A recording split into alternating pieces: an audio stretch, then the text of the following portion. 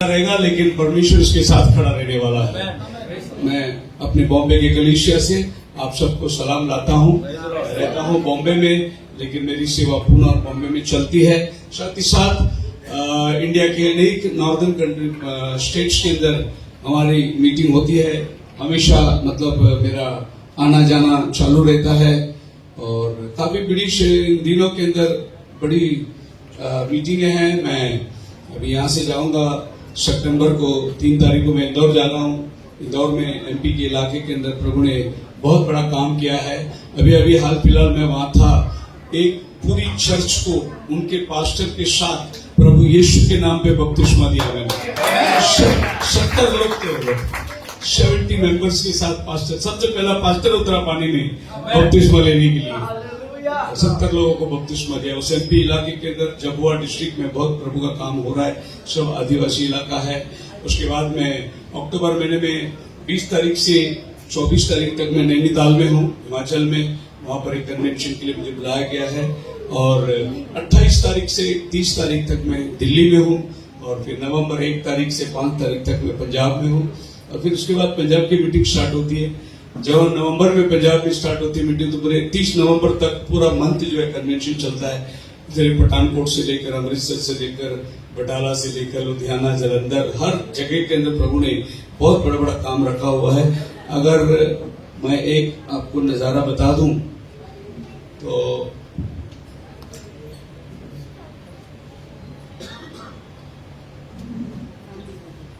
Just मैं connect कर लेता हूं प्रोजेक्टर को।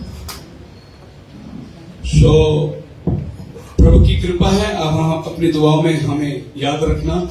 और अगर प्रभु के आने में देर हो तो हम फिर मिलेंगे। अगर मिलने के पहले प्रभु आ जाए तो वहां मिलेंगे। हालेलुया। ये तो निश्चित है, प्रभु का आना बहुत निकट है। समय के अनुसार सब कुछ जो भविष्यवाणियां हैं वो पूरी होती चली जा रही है। ये आखिरी समय है। प्रभु एक बेधारी को भेज रहा है और बेदारे में जो प्रभु अपने चुने हुए लोग हैं उनको प्रभु बाहर बुला रहा है। और ये आखिरी कॉल है। अब और टाइम नहीं है। अभी देश के अंदर आप मत सोचिए कि दिनकरन जैसे, बेनिन जैसे, मोहन सिंह लारस जैसे बड़े बड़े बेदारे आने वाले, अभी मत सोचिए। वो टाइम खत्म हो गया। अभी आपको मीटिंग को परमिशन भी नहीं देने वाले हैं। फॉरेन लोग ऑलमोस्ट आना बंद हो गया है। फंड्स ऑलरेडी बंद हो चुकी है। मिशनरी लोग अभी काम नहीं कर सकते। ये कठिन समय आ रहा है और अभी इसके आगे जो है और भी दबाव बढ़ता जाएगा और भयानक तरीके से बढ़ता जाएगा। कलीसियाएं ऑलमोस्ट हमारे इंडिया के अंदर, यूपी जैसे कई स्टेट में बहुत सारी कलीसिया बंद हो गई है। ताला लग गया है। खाली मेन लाइन चर्चे से अगर कुछ रहेंगे तो वो चलेंगे। बाकी जो घर घर में चलती थी छोटे छोटे ग्रुप थे सब बंद हो गए। हमारे भी पास्टर गाजियाबाद में रहते, जहां मैं मीटिंग को जाता हूं, उनके घर में चर्च थी, बंद कर दिया। कोई घर में प्रेयर नहीं कर सकता। और ये अब छत्तीसगढ़ में भी शुरुआत हो गया है, एमपी में भी हो गया है। ओडिशा की मुझे मालूम नहीं, अभी तक कोई ऐसी खबर तो आई नहीं, पर टाइम तो बड़ा खतरनाक चल रहा है। हमारा प्रभु का आने का टाइम हो गया है। प्रभु से मुलाकात का टाइम है। बहुत ही जल्द हम लोग इस वचन को पूरा होते हुए देखेंगे।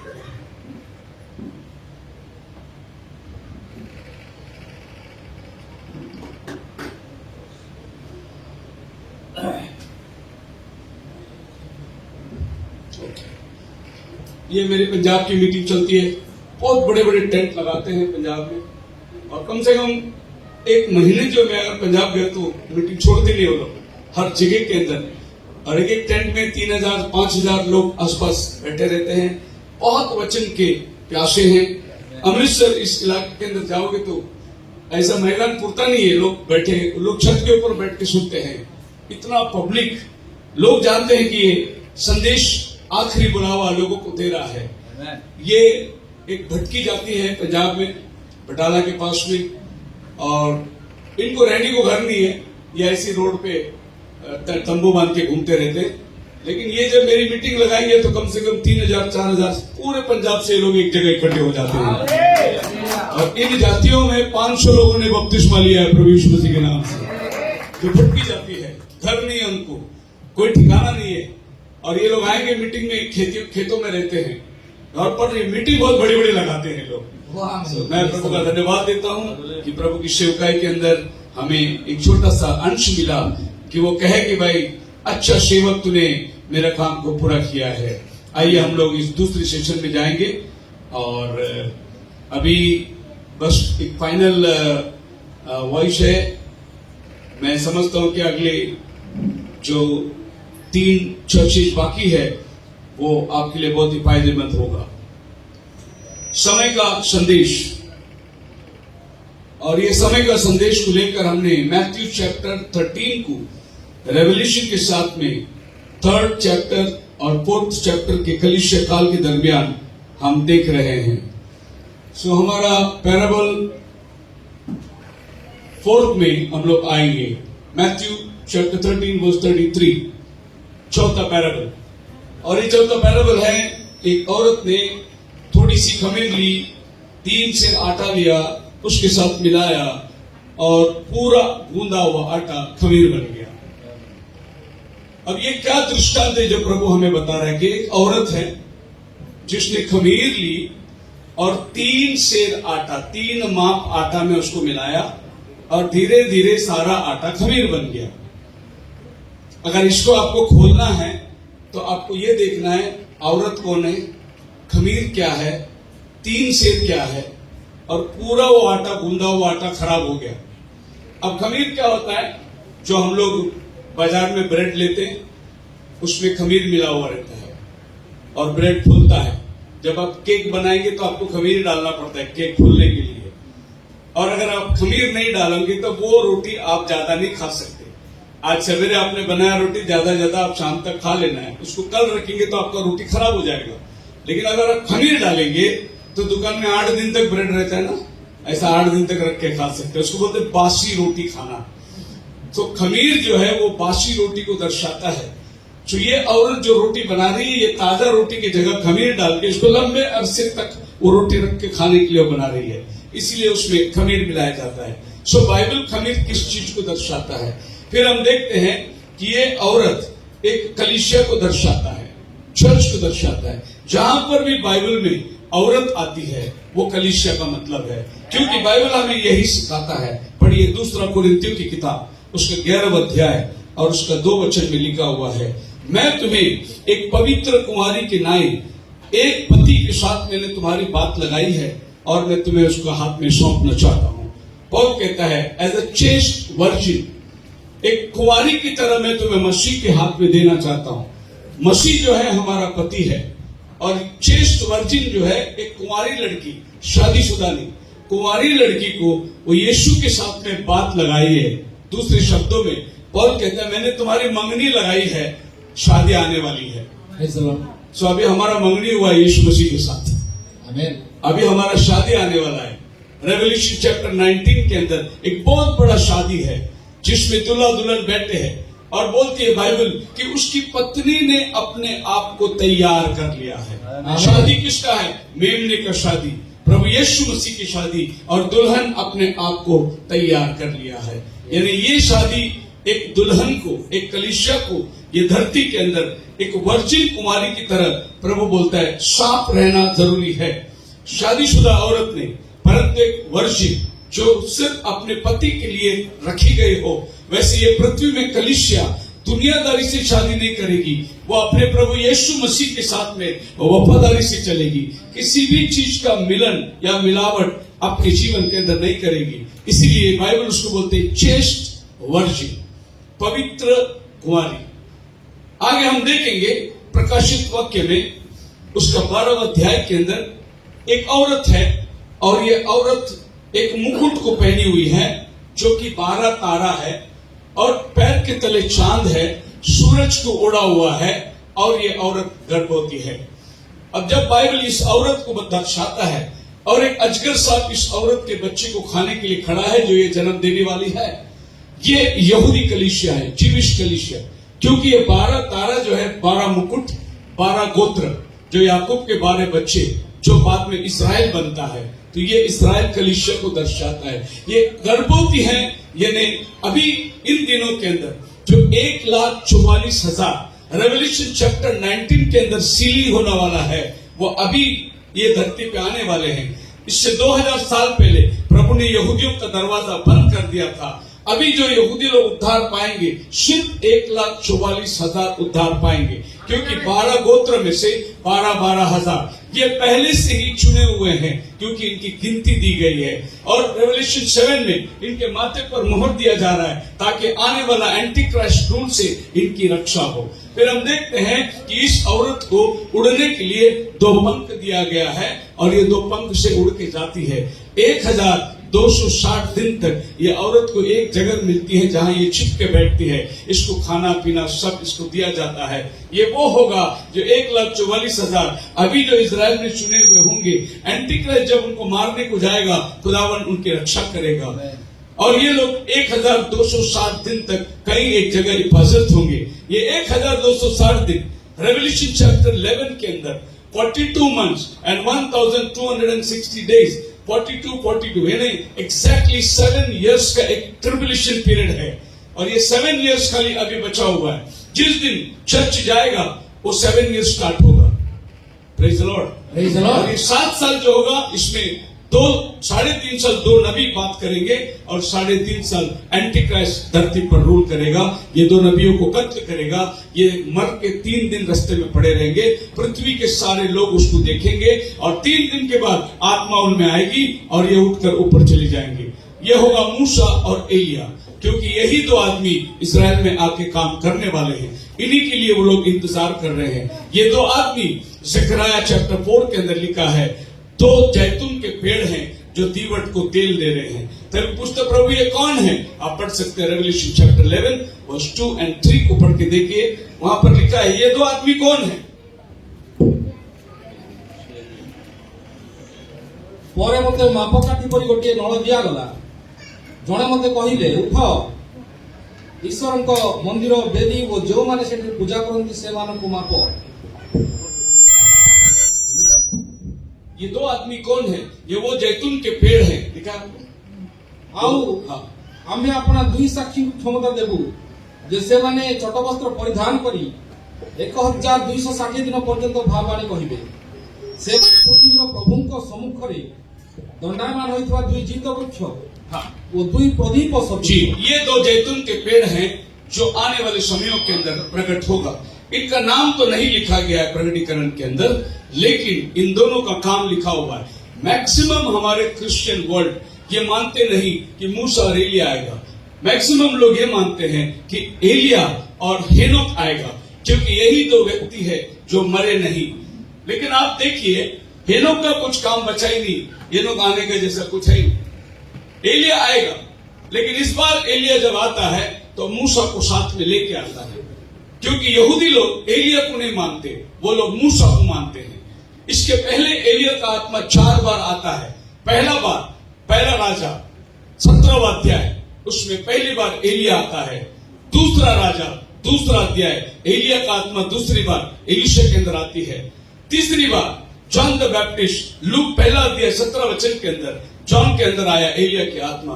तीसरी बार मलाकी 4 अध्याय 5 वचन में एलिया का आत्मा आता है अन्य जातियों के लिए। और 5वां बार रेवल्यूशन चैप्टर 11 के अंदर एलिया का आत्मा आता है। ये 5 बार एलिया धरती में आता है।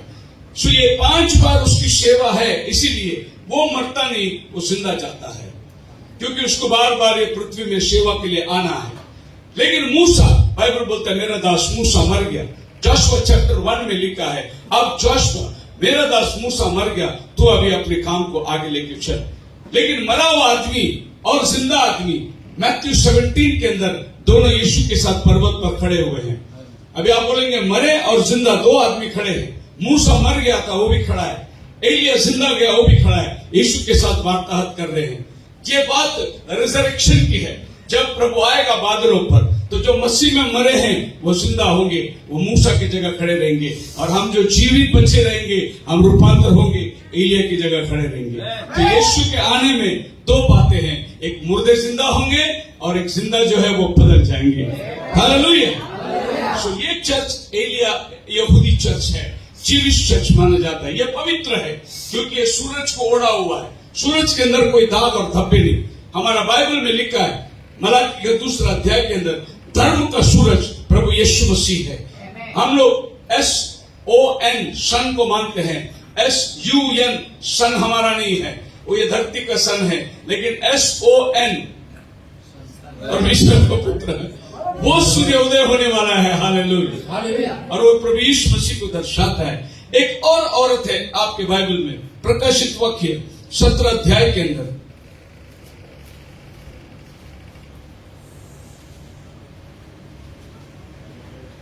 और ये औरत देखिए, इसका विभूषण अलग है, और ये औरत एक जानवर के ऊपर बैठी है।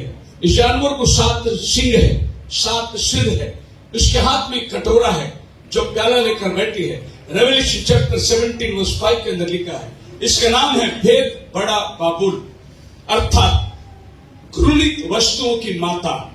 और ये औरत को एक व्यभिचार का भूषण दिया है, बहुत सोना पहन के बैठी हुई है। जितने पवित्र लोगों को ये धरती में कत्ल किया वो ये औरत ने किया, यानी एक चर्च ने किया। आप इतिहास खोल के देखिए, रोमन इंक्विजिशन आपके मोबाइल में डालिए, गूगल में रोमन इंक्विजिशन, आपको पता चलेगा 6 मिलियन जीविश लोग, 6 मिलियन जीविश लोग हिटलर ने मारा, और 68 मिलियन रोमन कैथोलिक लोगों ने मारा। यह औरत दुनियावी चर्च है। जो भी बाइबल पढ़ते थे उनको जला दिया गया, जो प्रार्थना करते थे उनको मार दिया। इसको बोलते हैं डार्केस्ट स्पिरिट। कलीसिया एक अंधकार के अंदर चलती आई थी, इनकी हुकूमत आई, इनके हुकूमत को आप पार नहीं कर सकते। एक पावरफुल चर्च के रूप में ये धरती के ऊपर लोग राज करते थे।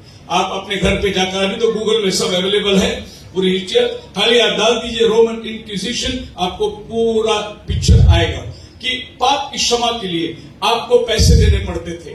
जब आप पैसे भरेंगे टैक्स, तभी आपका पाप का क्षमा होगा, वरना पाप का क्षमा ये धरती पर यीशु मसीह के अलावा कोई नहीं देता। लेकिन ये लोग बोले हम दे सकते हैं।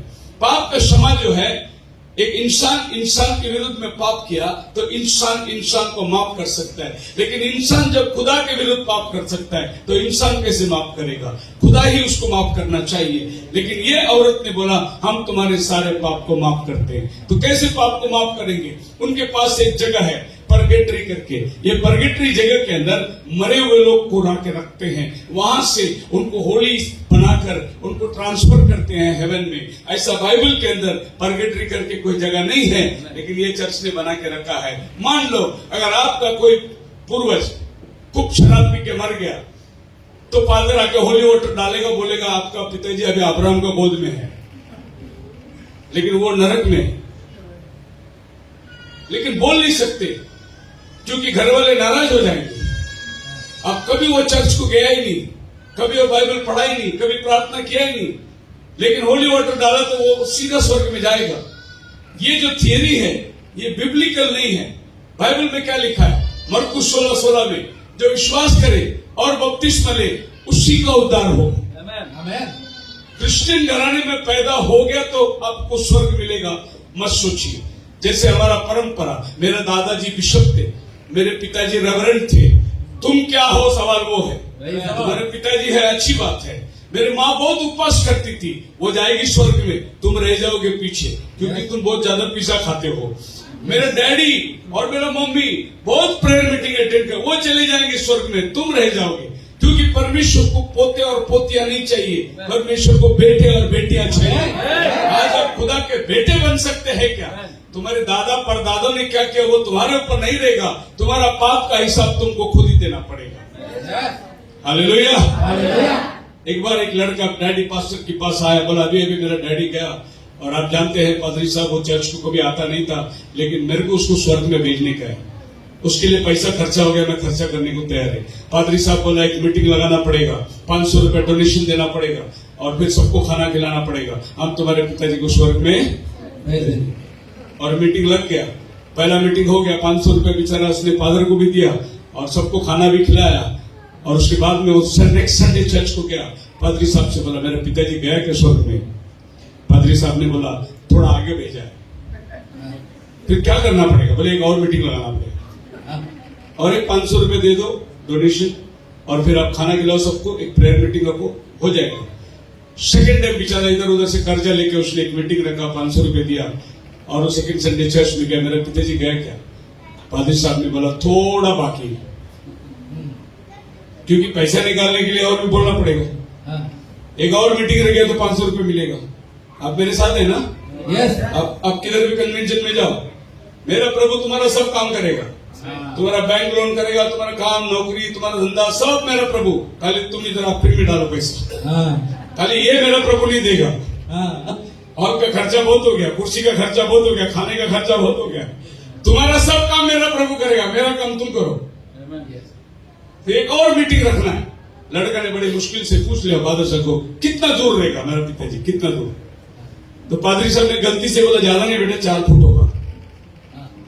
लड़का ने बोला अभी मीटिंग लगाने की जरूरत नहीं, मेरे पिताजी जंप करके चले जाएंगे। इतना दूर भेज दिया, बहुत मेहरबानी हो गई। ये एक डॉक्ट्रिन बन के ये पृथ्वी में चल रहा है, किसी को स्वर्ग में भेजने का निकालने का एक ठेका बन चुका है। ये औरत करती है क्योंकि इसने सब पवित्र लोगों का लहू को पिया है, ये पवित्र लोगों के खून से मतवाला है। ये भेद बड़ा बाबुल है, मिस्ट्री बेबीलोन। ये कहां से आती है? ये बेबीलोन से आती है। बेबीलोन किधर है आपके बाइबल में? जेनेसिस चैप्टर 11 के अंदर निम्रोद राजा ने बेबीलोन बनाया था, एक टावर बनाया था। प्रभु ने वो टावर को सक्सेस होने नहीं दिया। वही नाम ये औरत रेवल्यूशन 17 में लेके बैठी है। जब ये बेबीलोन वहां थी तो निम्रोद का क्या काम था? हम लोग एक टावर बनाएंगे, हम लोग अलग नहीं होंगे, हम अपने लिए एक नाम कमाएंगे और हम स्वर्ग तक बनाएंगे, मतलब स्वर्ग जाने का रास्ता हम बनाएंगे। ये था रेवल्यूशन जेनेसिस 11। प्रभु ने आकर वहां गड़बड़ी डाली, भाषाओं में गड़बड़ी डाली कि वो लोग एक ना हो और ये काम ना करे, अधूरा रह गया वो।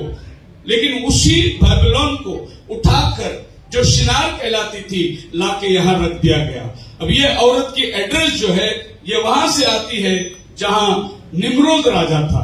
अब निम्रोद राजा का क्या काम है आप देखिए, आप इतिहास पढ़ के देखिए।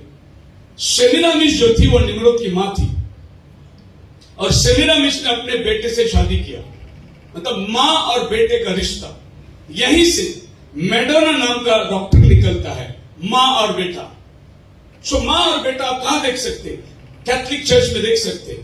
एक्चुअली वो मेरी और जीसस नहीं है, वो बाबिल का सेमिरामिस का बेटा और मां का रिश्ता है। लेकिन जब पागन धर्म कैथोलिक बना, क्रिश्चियन बना, उन्होंने अपना सब मूर्ति पूजा चर्च में लेके आया।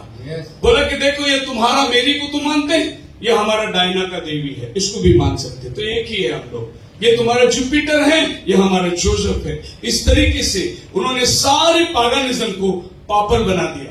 25 दिसंबर क्रिसमस जीसस का बर्थडे कहां से आया? ये पागन धर्म का है। सन गॉड का डेट है, बर्थडे है। वो सन गॉड का बर्थडे ले आकर आपका जीसस का बर्थडे के साथ उसको मिला दिया। जेरूसलम में 25 दिसंबर को जमीन से 3 फुट ऊपर बर्फ रहता है। मेरा बाइबल बोलता है जब यीशु पैदा हुआ था गडेरिया मैदान में बकरी चला रहे थे, वो दिसंबर महीना नहीं था। तो फिर आप डेट कहां से लिए? सारा पागनिज्म पापल बन गया। आप हिस्ट्री चेक करिए 300 AD में होता क्या है। कंस्टेंटाइन ने देखा क्रूस और उसने जाकर बोला मैं भी क्रिश्चियन बनता हूं। उन दिनों के अंदर क्या होता था? राजा जो धर्म को लेता था वही धर्म को प्रजा भी मानती थी। सो कंस्टेंटाइन क्रिश्चियन बन गया, पूरा रोम को उसने क्रिश्चियन बना दिया। क्रिश्चियन तो बन गए लेकिन पागनिज्म का सब रोमनिज्म के अंदर लेके आया। वहां से हमारा चर्च की मिलावट स्टार्ट हो गई। वहां से ये औरत की स्थापना होती है। ये औरत कहां बैठी है? अगर इसको आप डिस्क्रिप्शन में लेके जाओगे तो ये औरत जहां बैठी है जिसको 7 सिर है वो है 7 पहाड़, 10 सिंह है वो 10 राजाओं के साथ बैठी है। और ये औरत जो बैंजनी कपड़े पहनी है बेबीलोन कहलाती है। ये बहुत पानियों के ऊपर बैठी है। पानी का मतलब है भीड़, जाति, लोग और भाषा। ये पृथ्वी में 7 पहाड़ किधर है? जिसके ऊपर एक चर्च है वो है वेटिकन सिटी, उसके ऊपर चर्च सेंट पीटर स्क्वायर बना हुआ है। ये औरत बैठी है अभी, अब किसी को मालूम नहीं क्योंकि बात पैराबल्स में हो रही है। मिस्ट्री में चला जा रहा है और ये मिस्ट्री जो है जब खुलती है तब आपको पता चलता है। तो रेवोल्यूशन में ये दूसरा चर्च है जिसको वर्ल्डली चर्च बोलते हैं। इनके लिए सब चलता है। ये इधर प्रसाद भी खाएंगे और इधर कम्युनियन भी खाएंगे, इधर मोमबत्ती भी जलाएंगे, इधर अगरबत्ती भी जलाएंगे, इधर भी फूल डालेंगे, इधर यीशु को भी फूल डालेंगे। इसको सब चलता है क्योंकि ये औरत कौन है? भेद बड़ा बाबुल है। ये मिस्टी बाबुल से निकल के आई है। खैर इसके ऊपर प्रचार करेंगे तो बहुत घंटे हो जाएंगे। मैं खाली बताता हूं औरत बाइबल में क्यों आती है। एक और औरत आपको मिलेगा बाइबल में, रेवल्यूशन चैप्टर 19 के अंदर, और इसके बारे में बाइबल बोलता है वो वचन से सजी हुई है, अपने दुल्हन की शादी के मिलने के लिए चली जा रही है। वो सजी हुई है, ग्रांटेड और should arrayed of fine linen, clean and white, while the fine linen is the righteousness of saints। धर्म के काम के कपड़े ये पहनी हुई है। ये सर से पांव तक वचन ही वचन है, वचन के सिवा इसके पास कुछ नहीं है। ये प्रभु के घर से आए हुए कपड़े में सच के बैठी है। आज एक दुल्हन अपनी शादी में जाने के पहले दूल्हे के घर से कपड़ा आता है, वो कपड़े पहनकर ये शादी के मंडप में बैठी है। प्रभु यीशु मसीह की कलीसिया जो रैप्चर में जाएगी उसका भी कपड़ा दूल्हे के पास से आता है, उसका राइचियसनेस का कपड़ा हमें मिलता है। हमारा पाप भरी कपड़ा उसने उतार दिया। यीशु को क्रूस पे नंगा मारा गया। क्यों नंगा किया गया? वो धर्म का कपड़ा हमको मिले और हमारा नंगापन को उसने ऊपर उठा लिया। हम नंगे थे, उसने नंगा हो गया ताकि हमको कपड़ा मिल जाए। वो कपड़ा पहन के यह औरत तैयार हुई है। हालेलुया। पाप का क्षमा के लिए यीशु के नाम से बपतिस्मा लेकर ये तैयार हुई है। ये उसको मिलने के लिए चली जा रही है। ये भी एक दुल्हन है। 3 औरत रेवल्यूशन के अंदर है, तीनों भी चर्च है। 12 अध्याय में जीविश चर्च है, 17 अध्याय में वर्ल्डली चर्च है, और 19 चैप्टर में प्रभु यीशु मसीह की दुल्हन है। अगर आप कोई चर्च में मेंबर बनना है तो ये चर्च में मेंबर बनो, तो आप शादी में बैठ सकते हैं। और किसी चर्च में रहोगे तो आप धरती में रह जाओगे। आप मेरे साथ हैं? एक औरत ने 3 सेर आटा लेकर थोड़ी सी खमीर उसमें मिला दिया। अभी हमने औरत को देखा, अभी हम देखेंगे वो खमीर क्या है। What is leaven? क्या मिलाती है वो? पढ़िए मैथ्यू चैप्टर 16 वर्स 12 के अंदर प्रभु यीशु मसीह कहता है, and then understood they how that the babe then not to beware of the leaven of bread but of the doctrine of the Pharisees and Sadducees।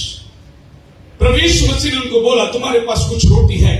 तो वो बोले अरे पिछली बार हम रोटी लाने भूल गया था, वो लड़का ने 5 रोटी दिया, इसलिए प्रभु हमें याद दिला रहा है तुम्हारे पास रोटी है क्या? प्रभु ने बोला मैं वो रोटी की बात नहीं करता हूँ, सदुसी और फरीसी के डॉक्ट्रिन से बात करता हूँ। से जे रोटी रो खमीर खानु सावधान होई रहियो भाई न कही फारूसियो साथी मानको शिक्षा रो सावधान होई रहियो भाई जी ये वालों को कहिथिले डॉक्ट्रिन। लीवन का मतलब क्या है? डॉक्ट्रिन। खमीर जो है leaven of bread, that is doctrine of फरीसी एंड सदुसी। तो ये औरत जो खमीर आटा में मिला रही है, डॉक्ट्रिन मिला रही है। क्या मिला रही है? डॉक्ट्रिन, स्पिरिचुअल भाषा, हेवनली लैंग्वेज। वो औरत थोड़ा सा खमीर इस आटे में मिला रही है, 3 सेर आटा, यानी वो डॉक्ट्रिन को उस आटे में मिला रही है। आप सबको मालूम है आटा क्या है? यीशु मसीह कहते हैं जीवन की रोटी मैं हूं, जो कोई मुझे खाएगा वो कभी मरेगा नहीं। आसमान से उतरा हुआ रोटी है, लेकिन इस रोटी के अंदर ये औरत क्या मिला रही है? खमीर मिला रही है, यानी सही डॉक्ट्रिन में फॉल्स डॉक्ट्रिन को मिला रही है। और ये धीरे धीरे अब जो ये मिलता है तो क्या होता है? रोटी फूलता है। वो बेकिंग रोटी, केक भी फूलता है, खमीर मिला तो। फूलने का मतलब है ये बड़ा होता है। अपनी ओरिजिनल शेप को छोड़ो, हम बड़ा, हमारा चर्च बड़ा, हम ऐसे है, हमारा हॉस्पिटल है, हमारा एम्बुलेंस है, हमारा स्कूल है, ये फूलने वाला खमीर है। प्रभु यीशु मसीह के दुल्हन के पास कुछ नहीं था। प्रभु पूछते हैं तुम्हारे पास कुछ है? वो बोलते प्रभु कहां से लाएंगे? कितना दिन हो गया हम लोग मच्छी पकड़ना छोड़ के आपके पीछे घूम रहे प्रभु, हम लोग धंधे में गए नहीं, हमारे पास कुछ नहीं है प्रभु। प्रभु ने बोला तुम्हारे को पूछो किसी के पास कुछ है क्या? एक लड़का ने 5 रोटी 2 मछली लिया, उतना काफी है प्रभु के लिए। हालेलुया। परमेश्वर ने जो कुछ आपके साथ किया है वो आप ही से लेके किया है। दुनिया बनाने वाला जब ये धरती में आया तो कंगाल होकर एक गाय के गोठे में आया, सर रखने के लिए जगह नहीं थी। जब उसको प्रचार करना था, पीटर को बोला तेरा वोट देगा? तो पीटर ने उसको वोट दिया प्रचार करने के लिए। उसका अपना कुछ भी नहीं था। अब वो जो क्रूस उठा के ले गया वो उसका नहीं था, वो आपका और मेरा पाप का क्रूस था। वो सूली पर जो लटका वो जगह में आप और मैं लटकना चाहिए, यीशु लटक गया, उसका अपना कुछ भी नहीं था। और आपको मालूम है उतार कर उसे जो कब्र पे रखे गए वो कब्र भी उसका नहीं था, अरिमथाई ने दिया था भाड़े के लिए। वो बोले मेरा कब्र खोद के रखा है 3 दिन इसमें रखो। अरिमथाई पिलातुस को जाके बोला वो बॉडी दे दे, मेरे गृह में रखेगा। आप देखिए दुनिया में यीशु आया, अपना कुछ नहीं था उसके पास, वो आपके और मेरे लिए कंगाल बन के आया ताकि हम धनवान हो जाए। Praise the Lord, hallelujah. तो ये रोटी जो दाखरस मिलाता है ये फूलती है। अभी 3 मेजर क्या है? 3 सेर आटा।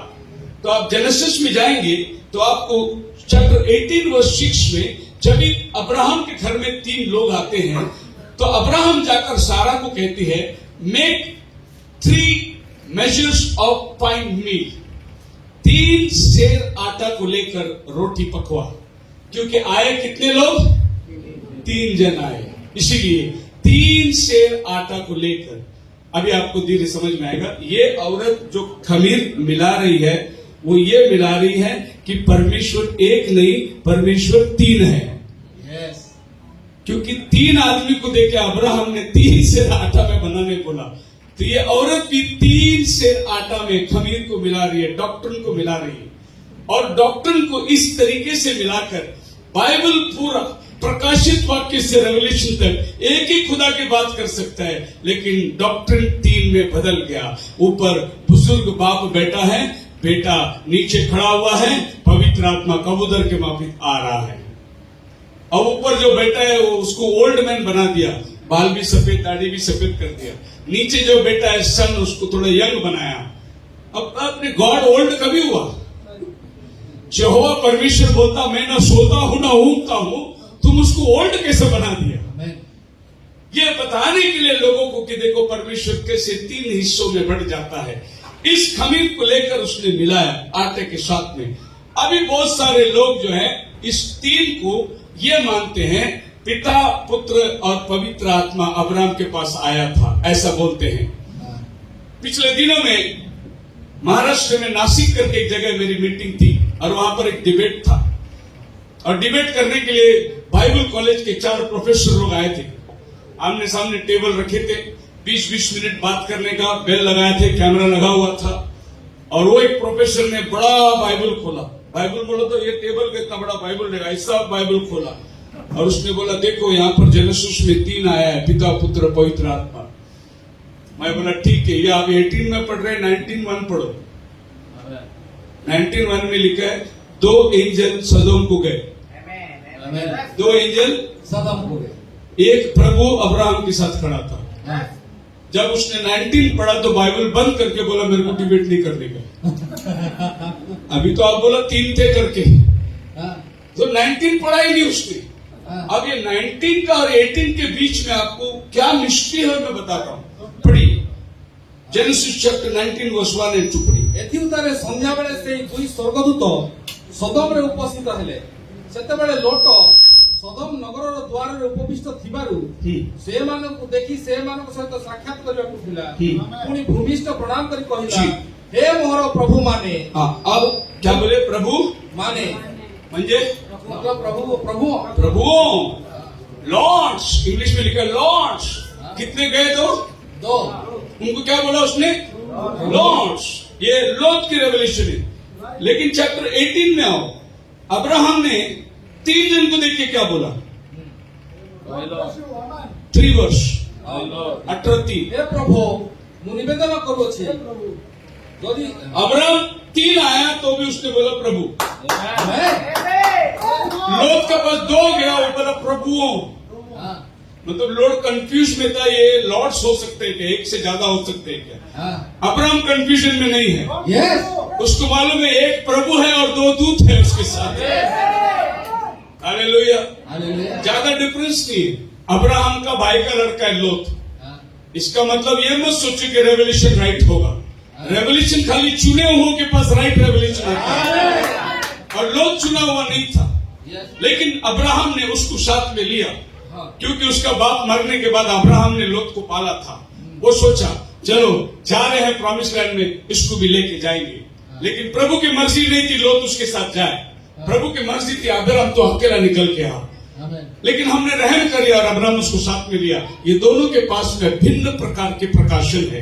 एक के पास खुदा दो है, एक के पास खुदा एक है, जबकि उसको तीन रूप दिखाई दिया, लेकिन वो जान गया खुदा कितना है, एक है। और वो प्रभु उसके साथ बैठ के बात करता है। देखिए लोट ने कितना एंजल्स को देखा, 2 एंजल्स को देखा उसके पास, और अब्राहम ने कितना देखा, 3 देखा, लेकिन अब्राहम के साथ प्रभु अकेला खड़ा हो गया। जेनेसिस 18:17 में बाइबल क्या कहता है? 17 और ସଦାପ୍ରଭୁ କହିଲେ ଜି। ଆମେ ଯାହା କରିବାକୁ ଉଦ୍ୟତ ଅଟୁ ତାହା କି ଅବ୍ରାହ୍ମଙ୍କ ଠାରୁ ଲୁଚାଇବା।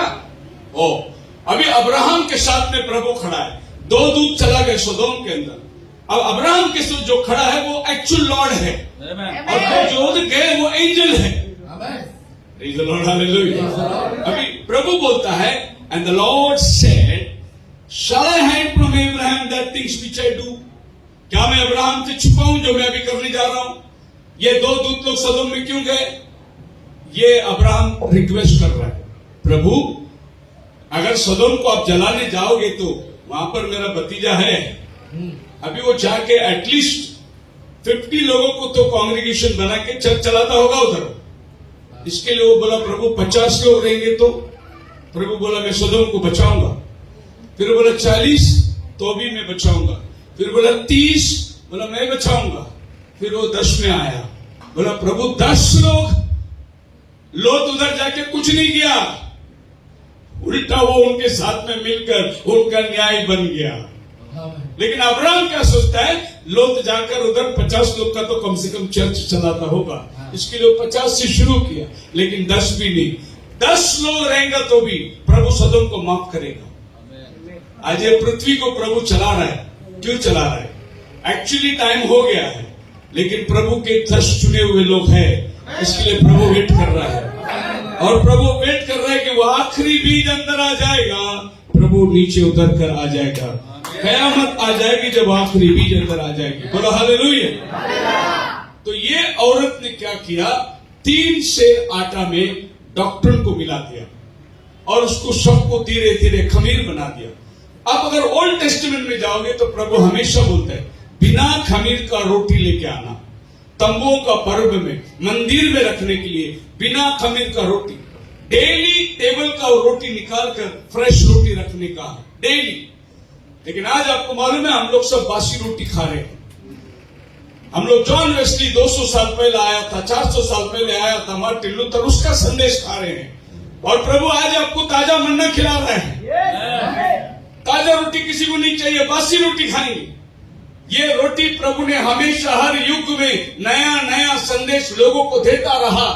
इसीलिए तो प्रभु ने दाहिने हाथ में 7 तारे रखे हैं।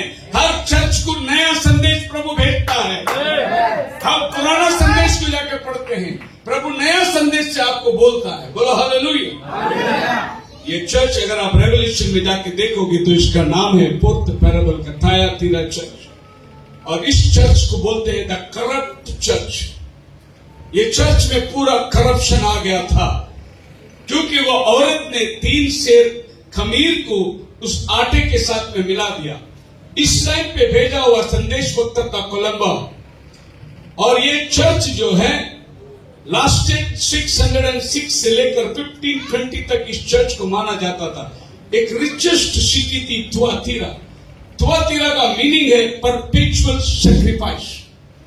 अब हर चर्च के नाम से वहां का मैसेज भी होता है। नाम देखिए, एफिसस। एफिसस का मतलब है रिलैक्स। प्रभु उस चर्च को बोलता है तूने पहला सा प्रेम छोड़ दिया है, नाउ यू आर रिलैक्सिंग। स्मिरना, मिर, तू मरेगा, ये गोंद लगाया जाएगा 10 दिन तक विश्वासी रह।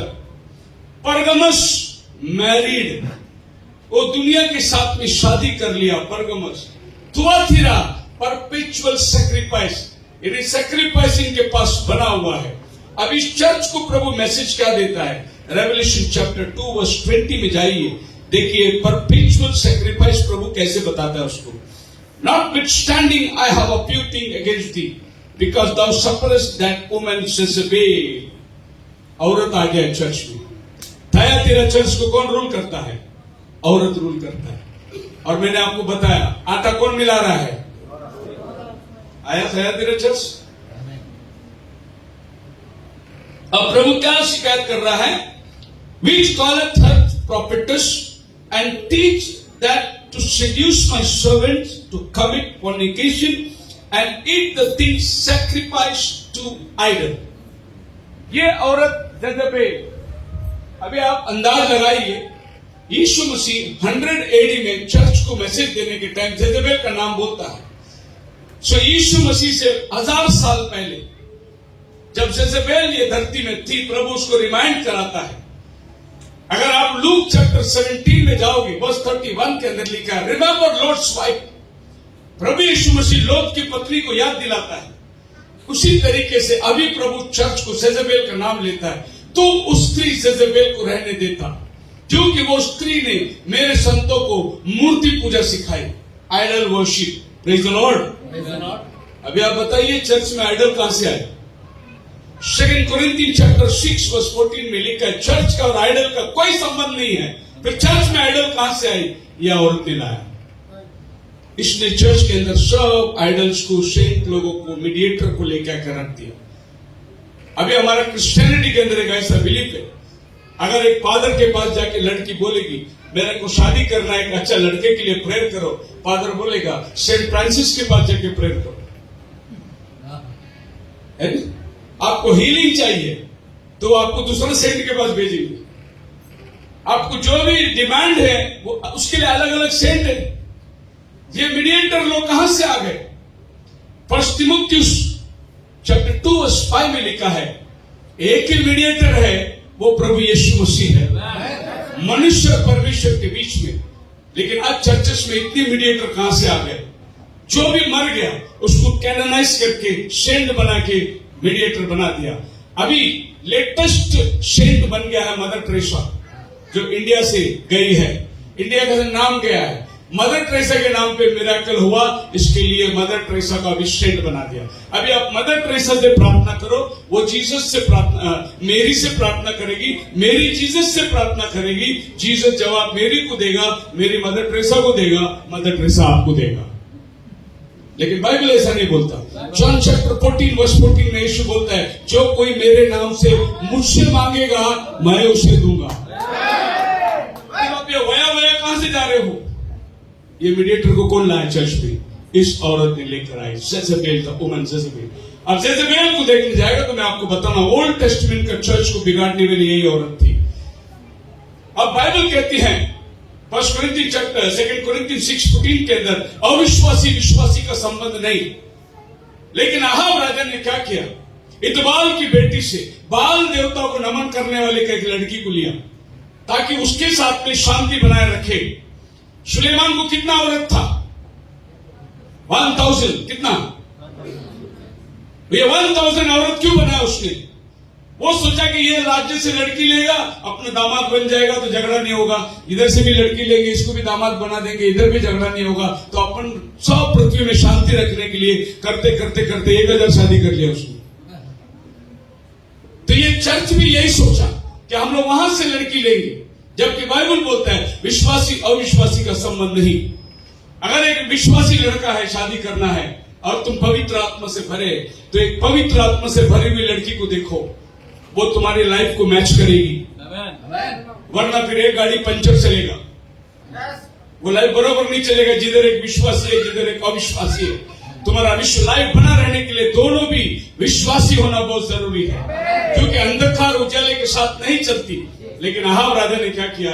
जेज़ेबेल को शादी करके लाया। जेज़ेबेल शादी में आई तो आई, लेकिन अपने साथ 400 बाल देवता प्रॉफिट को लेके आई, और उनके लिए उसने स्कूल बनाया इजराइल में।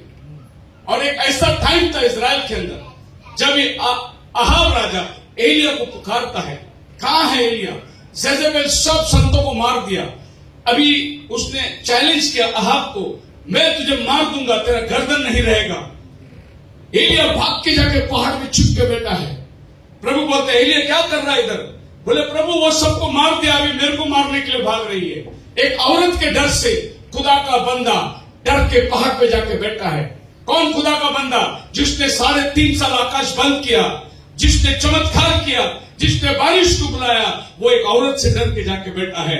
प्रभु बोलते, जा मैंने 7,000 लोगों को रखा है जो बाल देवता को नमन नहीं किया। आपको मालूम है, एलिया को मालूम नहीं, लेकिन प्रभु को मालूम है उसके उपासना करने वाले कितने हैं। अभी भी 7,000 लोग हैं। आज भी प्रभु गिन के रखा है आपको कि रैप्चर में जाने वाले कितने लोग हैं। प्रभु को सब दृश्य मालूम है। सो अहाब राजा अहाब रानी से शादी मिलाकर बाइबल उसके बारे में क्या कहती है, देखिए, पढ़िए 2 किंग्स चैप्टर 9 वर्स 30। क्यों प्रभु यीशु मसीह बोलता है जेजेबेल को तो रखा है करके। चैप्टर 9 चैप्टर 30 वर्ष। एथि उतारे जेहू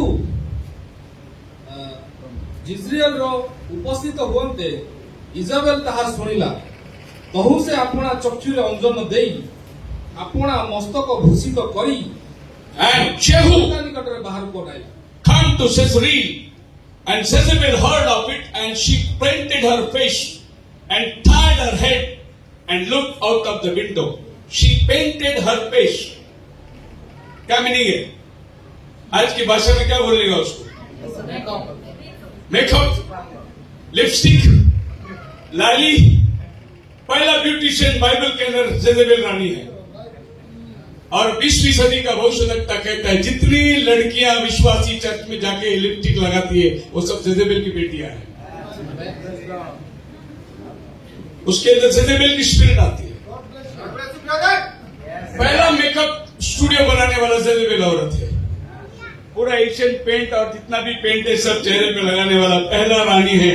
और इसकी शादी किसने किया? इजराइल का राजा ने किया। आज आपको ब्यूटिशियन को नहीं देखना है, ब्यूटी को नहीं देखना है, आपको कैरेक्टर को देखना है।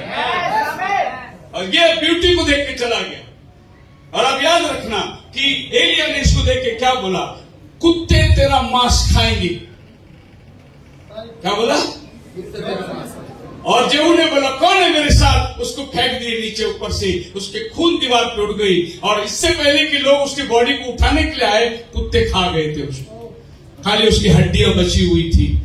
एलिया ने जो प्रिडिक्शन किया वैसे के वैसे हुआ। तू खुदा के बंदों को मारा है, कुत्ते तेरे खून चाटेंगे तेरे को। खुदा का बंदे के मुंह से निकला हुआ वचन वैसे के वैसे होता है। पहला ब्यूटिशियन है। लेकिन आज आप जाओगे चर्चों में, स्टेज में खड़े लाली लगा के लिपस्टिक लगा के हालेलुया नाच रही आत्मा में। कैसे हो सकता? कौन सा आत्मा चला रहा है तुमको? मुझे नहीं मालूम। ये पवित्र आत्मा हो सकता है क्योंकि तुम्हारा काम जेजेबेल का। और मैक्सिमम देखिए टीवी इवेंजलिस्ट लोगों को औरत बाल काट के खड़ी है स्टेज में। बड़े बड़े प्रचारक लोग हैं। बाइबल बोलते हैं स्त्री बाल नहीं काटना चाहिए, उसको मुकुट के लिए दिया गया है। हमने बाल तो काट दिए, रुमाल पहन के चर्च में बैठे। प्रभु बोला ओढ़नी पहनने का तो रुमाल रख दिए सर पे, लेकिन प्रभु ने जो ओढ़नी दिया बाल वो काट दिया। प्रभु को भी धोखा देने में हमारे सिस्टर लोग पीछे नहीं हटते, चर्च में जाकर बैठे। सो मुकुट बाल है उसको, बोलो हालेलुया। नेचर इटसेल्फ सिखाता है, नेचर इटसेल्फ सिखाता है। देखिए आदमी लोगों को आप गंजा देखोगे, बाल उड़ जाता है। कभी देखा औरत को बाल उड़ता है? नहीं। कोई औरत को गंजा देखा? नहीं। नेचर उसको सिखाता है बाल तेरे लिए मुकुट के लिए दिया गया। हमने मुकुट को रिप्लेस करके ओढ़नी और साड़ी और पल्लू और रुमाल बना दिया है। प्रभु वो नहीं मांगता है। प्रभु जो नेचर में दिया है वही आपसे मांगेगा। प्रभु आपको बाल दिया है। ये डॉक्टर कहां से आई? ये जेजेबेल का डॉक्टर है। देखिए वो बाल गूंद के look out painted her face, heard the Jehu is coming. और वो नखरे करके देख रही थी। जेहू ने बोला फेंक दो, नीचे मार के फेंक दिया गया। बाइबल कहती है 1 king chapter 21 verse 25, but there was none like unto Ahab, which did sell himself to the work of wickedness. Ahab के जैसा दुष्ट राजा कोई नहीं था जो उसकी औरत की बात सुन के, किसकी बात? इन्हें औरत की बात सुन के राज्य करने वाला को बाइबल बोलता है दुष्ट राजा था। और वाक्य में औरत दुष्ट थी। इसका बाप इतबाल उमरी उसका मर्डर करके सत्ता पाया था। ये एक मर्डर की बेटी थी। इसके अंदर मर्डर का स्पिरिट था। एक दिन अहाब राजा ने नाबोत को बोला तेरे खेती मुझे दे। उसने बोला नहीं, मेरा बाप दादा का खेती है, मैं बेचूंगा नहीं। अहाब नाराज हो गया। बेचारा खाना नहीं खाया, घर में मुंह लटके के बैठा था। अहाब रानी पूछती है क्या हुआ, इजराइल का राजा आज नाराज है। अरे वो देखना मेरे घर के पीछे कितना अच्छा खेती है, अंगूर की बारी है, मैंने मांगा वो नहीं दे रहा है मेरे को, बोलते मेरे पूर्वजों की खेती है। तो रानी ने बोली अहाब को खाना खा विश्राम कर, मैं करती हूं। और अहाब जेजेबेल ने 2 विटनेस को तैयार किया और 2 विटनेस को ये बोला कि हमने ये आदमी को प्रभु के विरुद्ध में ब्लास्फेमी करते हुए सुना और ब्लास्फेमी का सजा है पत्थर मार करके मार डालो। और 2 विटनेस को झूठा खड़ा किया, लोगों ने उसको पत्थर मार करके मार दिया, वो मर गया। उसका सब पेपर लेकर अपना पति अहाब को दे दिया, बोला ले उसका खेती, मर्डर करवा के खेती निकाल के दे दिया उसको। इस जेजेबेल को बाइबल क्या बोलेगी? और प्रभु क्या बोलते हैं चर्च को? तू जेजेबेल को रहने देता है। चर्च ने किसको एंट्री दिया अंदर? जेजेबेल आ गई। जेजेबेल आने के बाद चर्च का रूलिंग उसके हाथ में चला गया। आप मेरे साथ है? हालेलुया। सच्चाई सुनने को कड़वा लेता है, लेकिन सब बीमारी को दूर करेगा। थोड़ा कान को कड़वा लगेगा। जब जॉन चैप्टर रेवल्यूशन 10 में जॉन देखता है तो बोलते जाओ किताब लेके खा, तेरा मुंह में मीठा पेट में कड़वा लगेगा। सुनने को अच्छा लगेगा, लेकिन ये आपको अमल करने के लिए कड़वा लगेगा। लेकिन कड़वा तुम्हारी सारी बीमारी को दूर करेगा। अगर आज आप इस संदेश को आमीन कहते हो, आपका जीवन एक बदला हुआ जीवन होगा। प्रभु के आगमन के लिए तैयार किया हुआ भेड़ा बन जाएगा। Hallelujah, hallelujah. So the fourth church in Revelation chapter 3 is addressed to Thyatira, which means dominating woman. राज्य सत्ता चलाने वाली औरत। मैं जो बोलेगा वही करेगा। हमारे अभी बॉम्बे में बहुत फैशन हो गया, आदमी भी पास्टर, औरत भी पास्टर। अजी बाइबल में लेडी कभी पास्टर बनी नहीं, प्रभु ने बनाया नहीं, लेकिन अभी लेडी भी पास्टर बन के बैठा है, क्योंकि पास्टर को डर है मैं मरने के बाद ये प्रॉपर्टी कौन लेगा। तो औरत को पास्टर बना के खड़ा किया, मेरा बाद औरत पास्टर रूल करेगी वो। लेकिन औरत को पास्टर बनने का अधिकार बाइबल नहीं देता। जो औरत ने पहला प्रचार से पूरी मानव जाति को पाप में गिराया, वो पास्टर का नाम था पास्टर हव्वा। उसका पहला प्रीचिंग क्या था? आदम को बोला फल खाओ, तुम नहीं मरोगे। प्रीचिंग कहां से आया था? शैतान के पास से आया था। आदम ने बोला नहीं, परमेश्वर ने बोला मना किया है, लेकिन औरत मजबूर करने वाली होती है। खाओ ना, तुम मेरे से प्यार नहीं करते हो क्या? अरे उसको मजबूर कर दिया। आदम बेचारा खुदा को छोड़ के औरत का बात सुन लिया उसने, और बगीचा छोड़ के बाहर जाना पड़ा। बगीचा छोड़कर बाहर। मैं जब भी शादी पढ़ता हूं ना चर्च में, मैं दुल्हा दुल्हन को एक बात बोलता हूं, देख सुनो ध्यान से। जब तक आदम हवा को खिलाया तब तक घर अच्छा था। जिस दिन हवा आदम को खिलाया, घर खाली करना पड़ा उसको। इसके लिए औरत का कमाई मत खाना, क्योंकि प्रभु ने आदमी को बोला है तू कमा के औरत का पालन पोषण कर। लेकिन जिस दिन औरत कमाने लगेगी, मैंने जो काम करने औरत के विरुद्ध में नहीं बोलता हूं। आप काम करो, अच्छी बात है। आपका घर चलाने के लिए महंगाई का जमाना है, पगार कम पड़ता है, बच्चों का पढ़ाई है, आप करते हो, अच्छा बात है। लेकिन जेजेबेल के जैसा काम मत करो। एक बार एक औरत अपने पति को पूछा, जी तुम्हारा पगार कब बढ़ेगा बताओ जरा, सेठ से पूछो। और बड़े गुस्से के साथ वो आदमी आके बोला, मेरे वाइफ ने पूछा मेरा सैलरी कभी बढ़ेगा। बॉस ने बोला मैं वाइफ को पूछ के कल बताता हूं। सारे के सारे औरत के गुलाम है। सो पास्टर लोगों की आज ये हालत हो गई, तो अपने पत्नी को पग खड़ा किया, उसको भी असिस्टेंट पास्टर बना दिया। लेकिन प्रभु अपने पास्टर को अपने कॉलिंग के हिसाब से बुलाता है। So there was a dominating woman standing on the pulpit. उसके बाद हवा के बाद एक और औरत पास्टर का काम किया था, उसका नाम था सिस्टर सारा।